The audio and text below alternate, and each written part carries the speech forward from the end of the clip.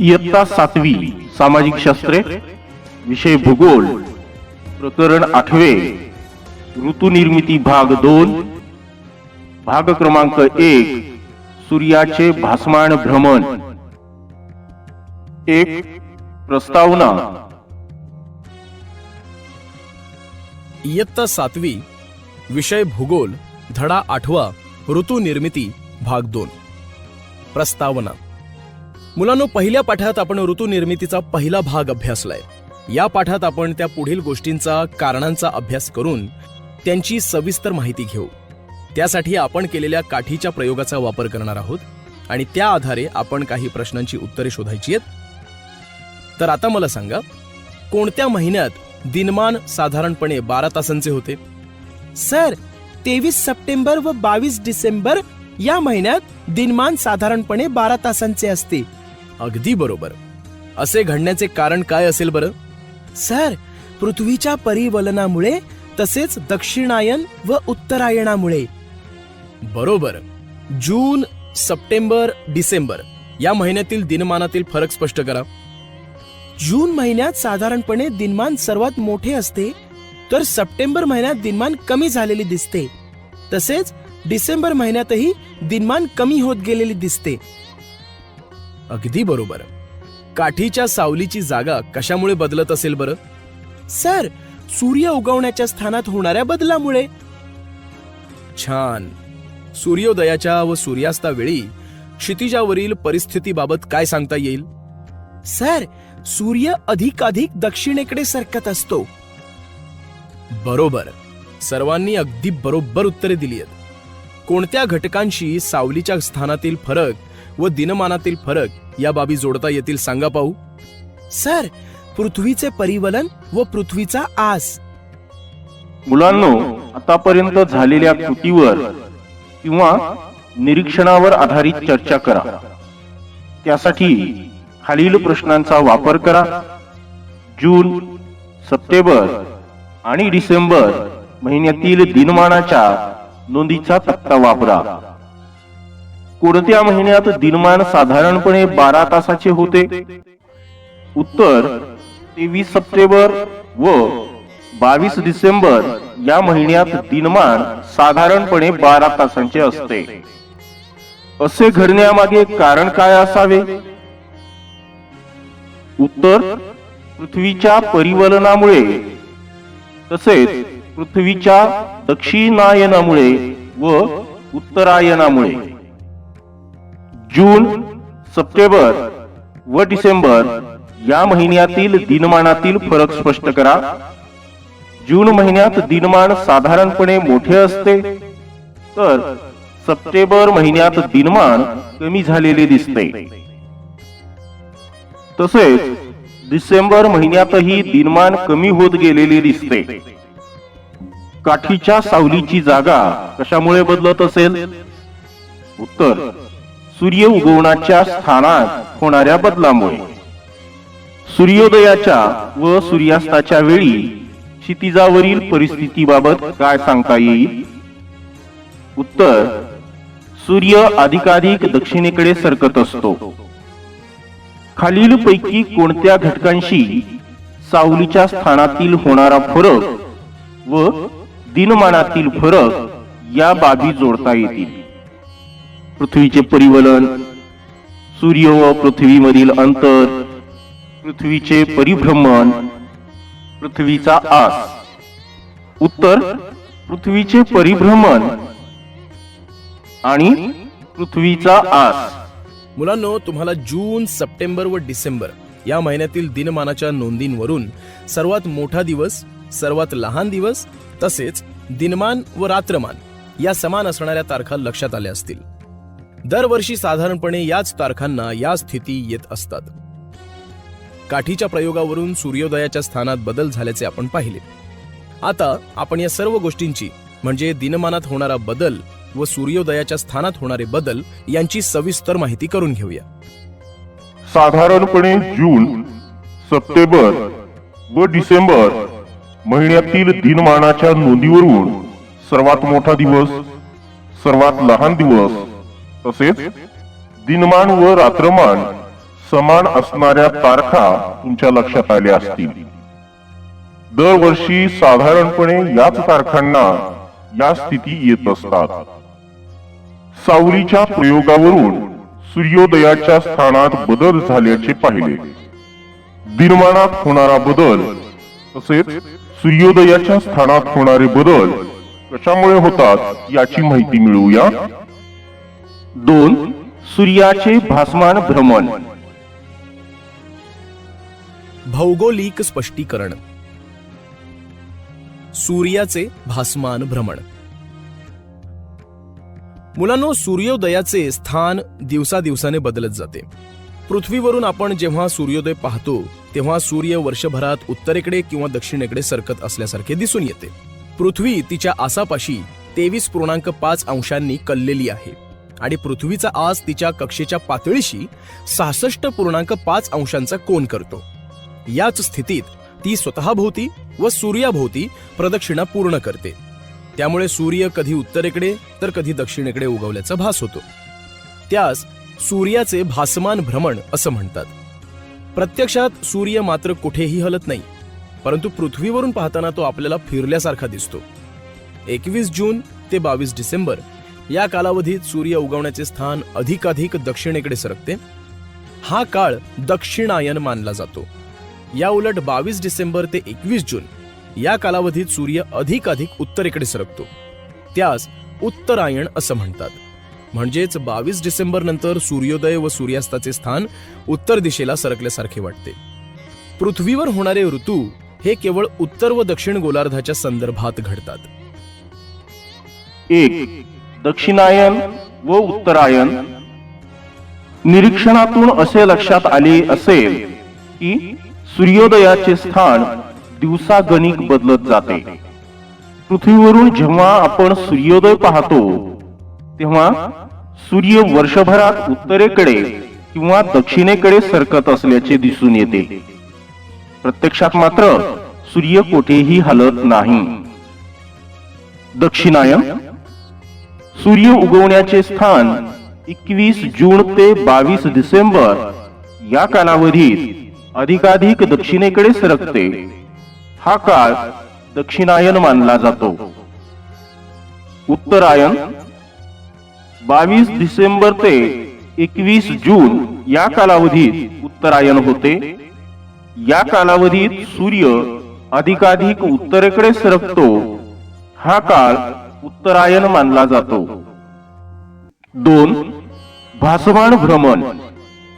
सूर्याच्या स्थान बदलाचे कारण पृथ्वी सूर्याभोवती फिरणे म्हणजेच परिभ्रमण व पृथ्वीचा कललेला आस हे आहे.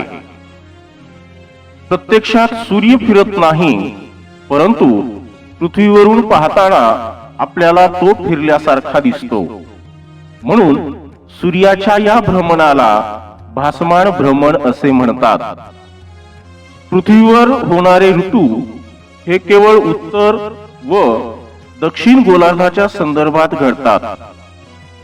3. हे नेहमी लक्षात ठेवा. हे नेहमी लक्षात ठेवा. मुलांनो, आपण आपल्या इयत्ता 7वीच्या विज्ञान विषयाच्या पाठ्यपुस्तकातही सूर्याच्या भासमान भ्रमणाचा अभ्यास करत आहोत. सूर्य उगवण्यापासून ते मावळण्यापर्यंत म्हणजेच पूर्वेकडून पश्चिमेकडे होणाऱ्या दैनिक भासमान भ्रमणाबद्दल इथे विचार केलेला आहे. या ठिकाणी आपण सूर्याच्या वार्षिक भासमान भ्रमणाचा म्हणजेच उत्तर दक्षिण भ्रमणाचा विचार करत आहोत.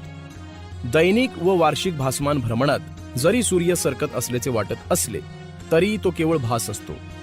दैनिक भासमान भ्रमण हे पृथ्वीच्या परिवलनाशी निगडित आहे, तर वार्षिक भासमान भ्रमण हे तिचे परिभ्रमण व पृथ्वीच्या कललेल्या आसाशी संबंधित आहे, हे आपण बघितलेच आहे. दैनिक भासमान भ्रमण इयत्ता 7वीच्या विज्ञानामध्ये देखील आपण भासमान भ्रमणाचा अभ्यास करत आहोत. सूर्य उगवण्यापासून मावळण्यापर्यंत म्हणजेच पूर्वेकडून पश्चिमेकडे दैनिक भासमान भ्रमणाबद्दल तेथे विचार केलेला आहे. दैनिक भासमान भ्रमण हे परिवलनाशी निगडित आहे. वार्षिक भासमान भ्रमण इयत्ता 7वी मध्ये आता आपण भूगोलामध्ये सूर्याच्या वार्षिक उत्तर दक्षिण भासमान भ्रमणाचा विचार करत आहोत. वार्षिक भासमान भ्रमण हे परिभ्रमण व पृथ्वीच्या कललेल्या आसाशी संबंधित आहे. या दोन्ही घटनांमध्ये जरी सूर्य सरकत असल्याचे वाटत असले तरी तो केवळ भास असतो. 4. आकृती निरीक्षण. मुलांनो, ही आकृती पहा, तिचे नीट निरीक्षण करा व मी विचारलेल्या प्रश्नांची उत्तरे सांगा पाहू. आकृतीतील तारखांनुसार तुम्ही राहत असलेल्या उत्तर गोलार्धाची सूर्य सापेक्ष स्थिती कशी असेल? सर, 23 सप्टेंबर ते 21 मार्च या कालावधीत सूर्यापासून अधिक दूर आणि 21 मार्च ते 23 सप्टेंबर या कालावधीत सूर्याच्या अधिक जवळ असेल. बरोबर. उत्तर गोलार्धात 22 डिसेंबरच्या सुमारास कोणता ऋतू तुम्ही अनुभवता? सर, उत्तर गोलार्धात 22 डिसेंबरच्या सुमारास हिवाळा ऋतू असतो. अगदी बरोबर. उत्तर गोलार्धात 21 जून रोजी कोणता ऋतू असेल? उन्हाळा ऋतू असेल. छान. उत्तर गोलार्धात हिवाळा असेल तर विरुद्ध गोलार्धात त्यावेळी कोणता ऋतू असेल? सर, उन्हाळा ऋतू असेल. अगदी बरोबर. उत्तर व दक्षिण गोलार्धात कोणत्याही एका वेळी वेगवेगळे ऋतू असण्याचे कारण काय असेल? पृथ्वीचा कललेला आस हेच कारण असेल. अगदी बरोबर. खालील आकृतीचे काळजीपूर्वक निरीक्षण करा व उत्तरे लिहा. आकृतीतील तारखानुसार तुम्ही राहत असलेल्या उत्तर गोलार्धाची सूर्य सापेक्ष स्थिती कशी असेल? उत्तर 23 सप्टेंबर ते 21 मार्च या कालावधीत सूर्यापासून अधिक दूर, तर 21 मार्च ते 23 सप्टेंबर या कालावधीत सूर्यापासून अधिक जवळ असेल. उत्तर गोलार्धात 22 डिसेंबरच्या सुमारास कोणता ऋतू तुम्ही अनुभवता? उत्तर गोलार्धात 22 डिसेंबरच्या सुमारास हिवाळा ऋतू असतो. उत्तर गोलार्धात 21 जून रोजी कोणता ऋतू असेल? उत्तर गोलार्धात 21 जून रोजी उन्हाळा ऋतू असेल. उत्तर गोलार्धात हिवाळा असेल तर विरुद्ध गोलार्धात त्यावेळी कोणता ऋतू असेल? उत्तर गोलार्धात हिवाळा असेल तर विरुद्ध गोलार्धात त्यावेळी उन्हाळा ऋतू असेल. उत्तर व दक्षिण गोलार्धात कोणत्याही एका वेळी वेगवेगळे ऋतू असण्याचे कारण काय असेल? उत्तर व दक्षिण गोलार्धात कोणत्याही एका वेळी वेगवेगळे ऋतू असण्याचे कारण पृथ्वीचा कललेला आस. 5. पृथ्वीची उपसूर्य व अपसूर्य स्थिती. पृथ्वीची उपसूर्य व अपसूर्य स्थिती. मुलांनो, समोर दिलेल्या आकृतीच्या सहाय्याने आपण पृथ्वीची उपसूर्य व अपसूर्य स्थिती समजून घेऊया. प्रदक्षिणा मार्गावरील पृथ्वीची सूर्यापासून कमीत कमी अंतरावरील स्थिती म्हणजे उपसूर्य स्थिती होय. ही स्थिती जानेवारी महिन्यात येते. अपसूर्य स्थिती म्हणजे प्रदक्षिणा मार्गावरील पृथ्वीची सूर्यापासून जास्तीत जास्त अंतरावरील स्थिती होय. ही स्थिती जुलै महिन्यात येते. मुलांनो, पृथ्वीचा सूर्याभोवतीचा परिभ्रमण मार्ग हा लंब वर्तुळाकार आहे. हे आकृतीवरून दिसते आहे. लंब वर्तुळाच्या केंद्रस्थानी सूर्य असतो. सूर्य हा स्थिर असतो. तो आपले स्थान बदलत नाही. पृथ्वी ही सूर्याभोवती लंब वर्तुळाकार मार्गाने फिरत असल्याने तिचे सूर्यापासूनचे अंतर सारखे नसते. कधी ते कमी तर कधी ते जास्त असते. त्यावरूनच उपसूर्य व अपसूर्य स्थिती निर्माण होते. उपसूर्य स्थितीवेळी पृथ्वीच्या आसाचे दक्षिण टोक सूर्याकडे असते, तर अपसूर्य स्थितीवेळी पृथ्वीच्या आसाचे उत्तरेकडील टोक हे सूर्याकडे असते. आपण आकृतीचे निरीक्षण केले तर लक्षात येते की उपसूर्य स्थितीत उत्तर गोलार्धात हिवाळा ऋतू आहे तर दक्षिण गोलार्धात उन्हाळा ऋतू आहे. अपसूर्य स्थितीत उत्तर गोलार्धात उन्हाळा आहे तर दक्षिण गोलार्धात हिवाळा ऋतू आहे. यावरून आपल्या लक्षात येईल की पृथ्वीचा लंब वर्तुळाकार परिभ्रमण मार्ग आणि पृथ्वीचा कललेला आस यांच्या एकत्रित परिणामामुळे पृथ्वीवर ऋतूंची निर्मिती होते. पृथ्वीचा सूर्याभोवतीचा परिभ्रमण मार्ग लंबवर्तुळाकार आहे. लंबवर्तुळाच्या एका केंद्रस्थानी सूर्य असतो. सूर्य आपले स्थान बदलत नाही. पृथ्वी लंबवर्तुळाकार मार्गाने फिरत असल्याने तिचे सूर्यापासूनचे अंतर सारखे नसते. उपसूर्य स्थिती परिभ्रमणादरम्यान जानेवारीच्या पहिल्या आठवड्यात पृथ्वी सूर्यापासून कमीत कमी अंतरावर असते. ही उपसूर्य स्थिती होय. यावेळेस पृथ्वीच्या आसाचे दक्षिण टोक सूर्याकडे असते. अपसूर्य स्थिती जुलैच्या पहिल्या आठवड्यात पृथ्वी सूर्यापासून जास्तीत जास्त अंतरावर म्हणजेच अपसूर्य स्थितीत असते. यावेळेस पृथ्वीच्या आसाचे उत्तरेकडील टोक सूर्याकडे असते. ऋतुनिर्मिती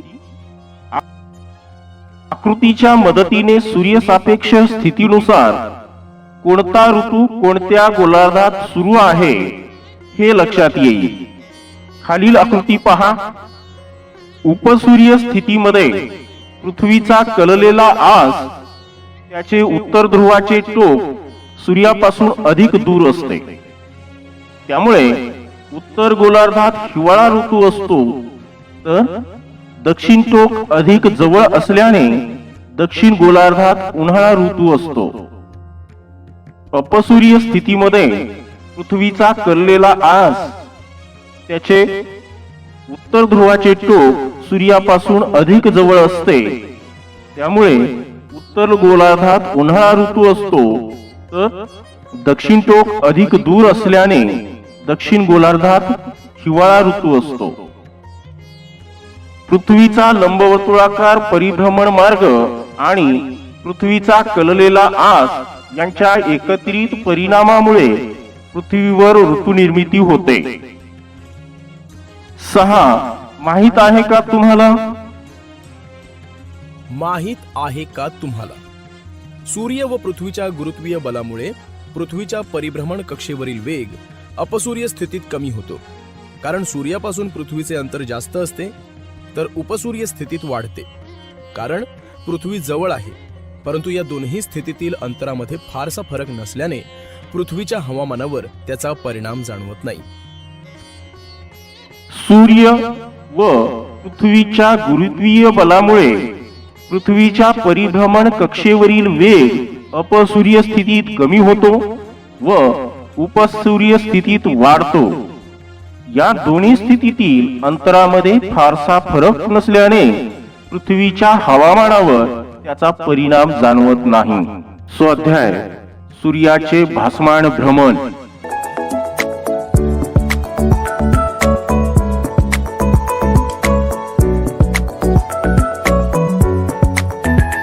प्रश्न पहिला. खालील विधानांसाठी योग्य पर्याय निवडा. 1. सूर्याचे भासमान भ्रमण होते म्हणजेच अ. सूर्य वर्षभरात पृथ्वीभोवती फिरतो. आ. सूर्य वर्षभरात उत्तरेकडे व दक्षिणेकडे सरकत असल्याचा भास होतो. ई. पृथ्वी सतत जागा बदलते. उत्तर. सूर्य वर्षभरात उत्तरेकडे व दक्षिणेकडे सरकत असल्याचा भास होतो.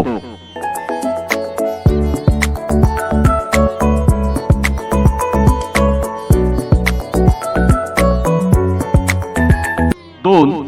पृथ्वीचा आस कललेला नसता तर अ. पृथ्वी स्वतःभोवती फिरलीच नसती. आ. पृथ्वी सूर्याभोवती जास्त वेगाने फिरली असती. ई. पृथ्वीवर वेगवेगळ्या अक्षवृत्तांच्या भागात वर्षभर हवामान तेच राहिले असते. उत्तर. पृथ्वीवर वेगवेगळ्या अक्षवृत्तांच्या भागात वर्षभर हवामान तेच राहिले असते.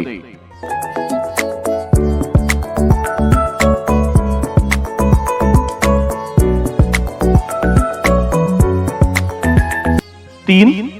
पृथ्वीचे सूर्याभोवती परिभ्रमण व कललेला आस यांच्या एकत्रित परिणामामुळे पुढील ऋतूंची निर्मिती होते.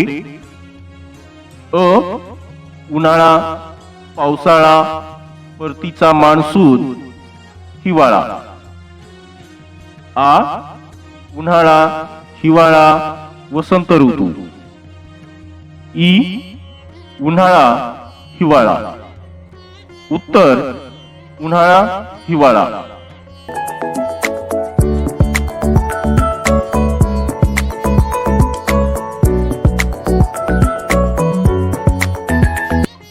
प्रश्न दुसरा. पुढील विधाने चूक की बरोबर ते लिहा व चुकीचे विधान दुरुस्त करून लिहा. 1. पृथ्वीच्या परिभ्रमण कालानुसार गती कमी अधिक होत असते. उत्तर बरोबर. 2. उत्तर गोलार्धातून पाहिले असता आपणास सूर्याचे भासमान भ्रमण झालेले दिसते. उत्तर चूक. आपण उत्तर तसेच दक्षिण यापैकी कोणत्याही गोलार्धातून पाहिले असता आपणास सूर्याचे भासमान भ्रमण झालेले दिसते.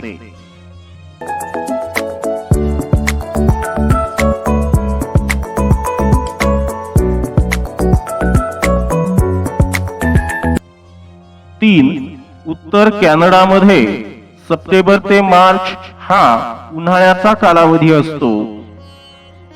उत्तर चूक. उत्तर कॅनडामध्ये सप्टेंबर ते मार्च हा हिवाळ्याचा कालावधी असतो. 4. दक्षिण आफ्रिकेत जेव्हा उन्हाळा असतो तेव्हा ऑस्ट्रेलियामध्ये हिवाळा असतो. उत्तर चूक. दक्षिण आफ्रिकेत जेव्हा उन्हाळा असतो तेव्हा ऑस्ट्रेलियातही उन्हाळा असतो.